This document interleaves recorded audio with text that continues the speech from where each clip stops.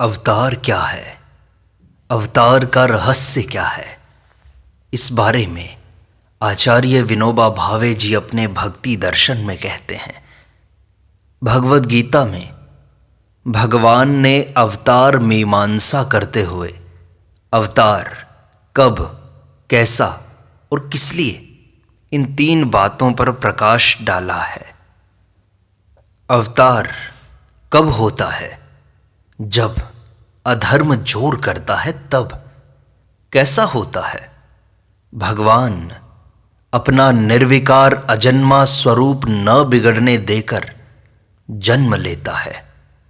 किस लिए लेता है? धर्म संस्थापना करने के लिए।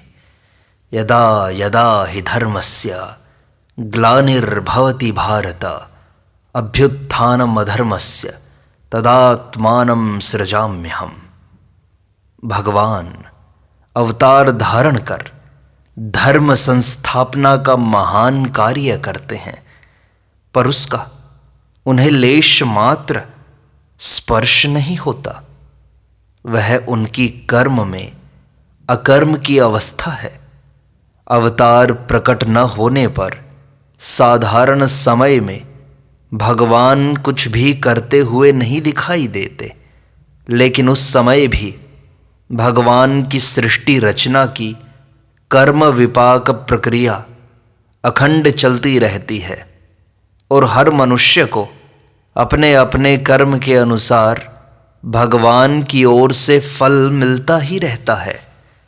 गीता ने 4 अध्याय में भगवान के अवतार लेने की बात कही है। वह अवतारवाद को प्रोत्साहन देने के लिए नहीं कहा, वह तो केवल आश्वासन देने के लिए है। भगवान एक ओर से कहते हैं, मैं युग युग में अवतार लेता हूँ और धर्म की संस्थापना करता हूँ। साथ ही यह भी कहा है कि मेरा जन्म होता ही नहीं। अजोपि सन्नव्ययात्मा भूतानाम ईश्वरोपि सन्। तो समझना चाहिए कि अवतार लेने का कथन केवल आश्वासन के लिए है। उनका मूल स्वरूप तो अजन्मा है, अव्ययात्मा है, किंतु अपनी प्रकृति को अधीन करके योग माया से अवतार के स्वरूप में प्रकट होते हैं। मनुष्य की वासना जैसे जैसे ऊपर उठती जाती है, भगवान के अवतार भी अधिक से अधिक श्रेष्ठ होते जाते हैं। संयम के अनुकूल और स्वच्छंदता के प्रतिकूल समाज की रचना होती जाती है।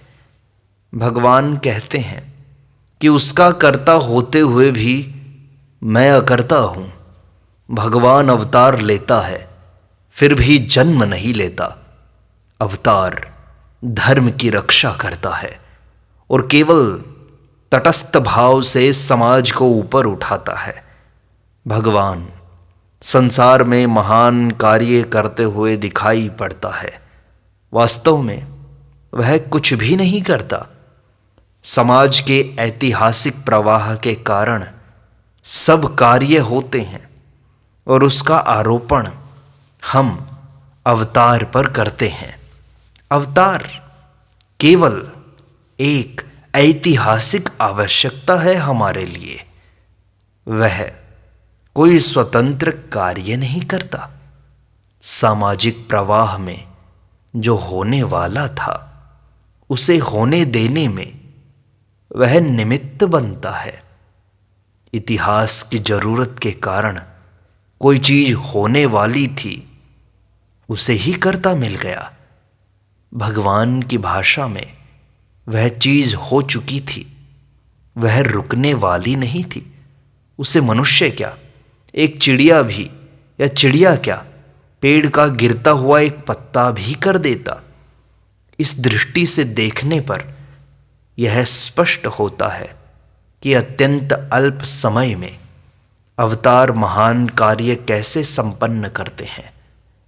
अवतार के मानी हैं मानव हृदय की शक्ति का आविर्भाव होना। ज्यों ज्यों आत्मा का संशोधन होगा, त्यों त्यों हमारे सामने मानव की एक एक शक्ति का आविर्भाव होता जाएगा। इसी को कहते हैं अवतार। मनुष्य को अवतार मानना इंद्रिय वशता के कारण होता है, क्योंकि इंद्रियों को देखने के लिए कुछ चाहिए, इसलिए वह रूप बनाता है। वास्तव में राम, कृष्ण या बुद्ध अवतार नहीं, वहाँ सत्यनिष्ठा, निष्काम कर्मयोग और भूत दया का आविर्भाव हुआ था। जहाँ ऐसी मानवता की शक्ति प्रकट हुई, वहाँ अवतार हो गया। फिर मूर्ति पूजक मनुष्य ने उसमें आरोपण किया, उससे उपासना की सुलभता हुई। लेकिन अवतार शरीर का नहीं, मानव हृदय की भावना का होता है। जैसे जैसे आध्यात्मिक संशोधन होता गया, वैसे वैसे उत्तरोत्तर श्रेष्ठ अवतार हुए। यही समाज के विकास की प्रक्रिया है। यह मानना कि मानव आत्मा में आज तक जितनी शक्ति प्रकट हुई उतनी ही रहेगी, संकुचितता और अज्ञान का लक्षण है। आत्मा में अनंत शक्ति होती है। जैसे जैसे परिस्थिति, आवश्यकता और मांग पैदा होती है, वैसे वैसे आत्मा की शक्ति प्रकट होती है। अवतार मनुष्य का नहीं, विचार का होता है। रामचंद्र आए तो राम अवतार नहीं हुआ, बल्कि सत्य अवतार हुआ। एक विचार अवतार लेता है, उसका निमित्त कोई मनुष्य बनता है। फिर कृष्ण अवतार हुए। वह कृष्ण का अवतार नहीं, प्रेम का अवतार हुआ। उसके बाद बुद्ध आए, वह कारुण्य का, करुणा का अवतार हुआ। एक एक विचार और नया नया अवतार। क्या रामकृष्ण परमहंस, क्या रमण महर्षि, क्या अरविंद, इनके शिष्यों में इनको अवतार मानने की वृत्ति कहीं कहीं दिखाई देती है। इस प्रकार का अवतारीकरण मुझे जचता नहीं।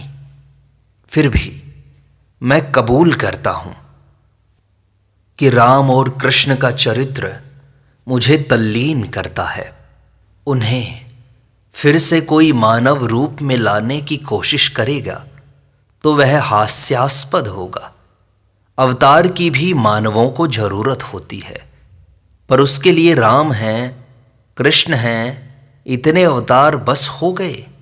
इससे ज़्यादा अवतारों की जरूरत नहीं, अब मानवों की जरूरत है।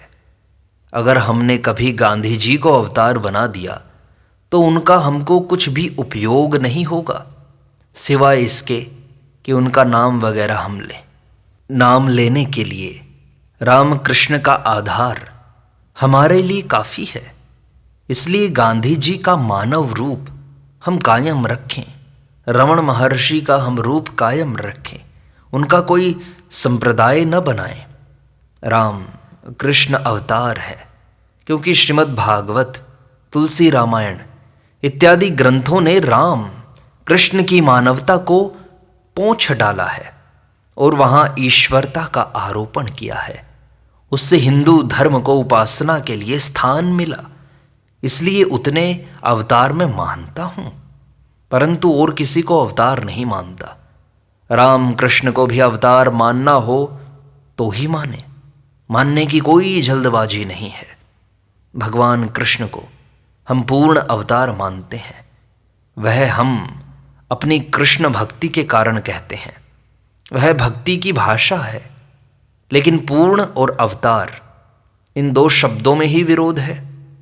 इसलिए शंकराचार्य ने गीता भाष्य में कहा कि भगवान अपने एक अंश से कृष्ण रूप में प्रकट हुए। किसी एक पुरुष विशेष पर साकल्येन परमात्मा का आरोप नहीं किया जा सकता, क्योंकि उसमें गुणदोष होते हैं। परमेश्वर एक परम तत्व है, उसी तत्व से मंत्र स्फुरित होते हैं। और महापुरुषों को उनसे स्फूर्ति मिलती है। महापुरुषों के विचार समाज को चेतना देते हैं। इस तरह स्फूर्ति का स्थान और मंत्र का मूल परमेश्वर ही है। मंत्र के स्वरूप में वह परम तत्व प्रकट होता है। जहाँ एक अवतार की पूर्ति होती है, वहाँ दूसरा अवतार आता है, जिससे दुनिया में सदा ताजगी रहती है। यही तो ईश्वर की लीला है। ऐसे ही ईश्वर लीला करते रहते हैं। रामचंद्र के ज़माने में एक मंत्र, कृष्ण के ज़माने में दूसरा मंत्र और बुद्ध के ज़माने में तीसरा मंत्र आया। इस तरह मंत्र मिलते गए और दुनिया आगे बढ़ती गई। जहाँ एक मंत्र समाप्त होता है, वहाँ ईश्वर दूसरा मंत्र देता है। जहाँ दूसरा मंत्र समाप्त हो जाता है, वहाँ ईश्वर तीसरा मंत्र देता है और फिर समाज का काम चलता रहता है। इस तरह मंत्रों का अवतार होता है। मंत्र का अवतार ही वास्तविक अवतार है।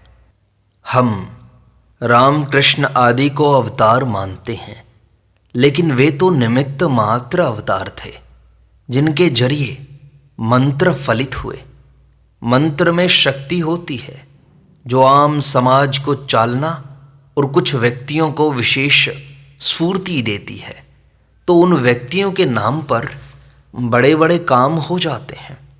लोग उन्हीं का नाम लेते हैं और कहते हैं कि वे अवतार हैं, लेकिन अवतार वस्तुतः मंत्र के ही होते हैं।